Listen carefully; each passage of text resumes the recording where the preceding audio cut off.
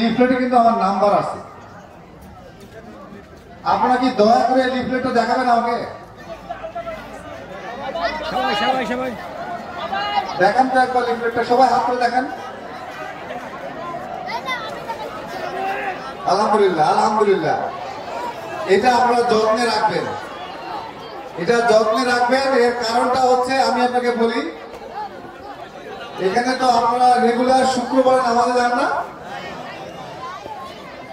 সূরা নাহলের একটা আয়াত বলে খতিব সাহেব তার খুতবা শেষ করে, ওয়াল আদলে ওয়াল ইহসান ওয়া ইতাজিল কুরবা ওয়া ইনহা আনিল ফাহশাই ওয়াল মুনকার ওয়াল বাগয় বলে।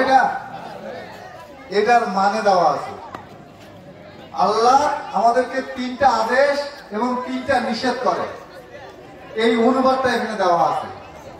এটা আমি মনে করি আমাদেরকে পালন করা উচিত।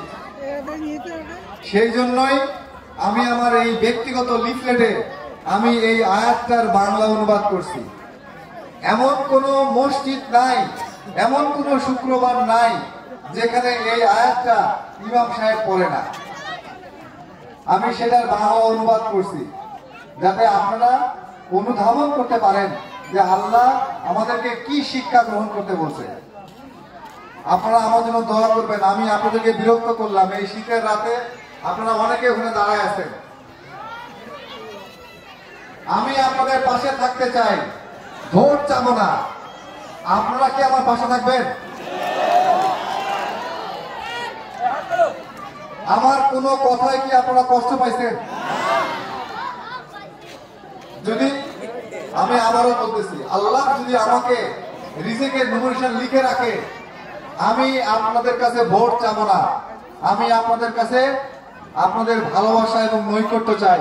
দয়া করে আমাকে আপনাদের হাত জায়গায় দেখাবেন যে আমি আপনাদেরকে পাবো কিনা। আপনারা একটু বসেন ভাই।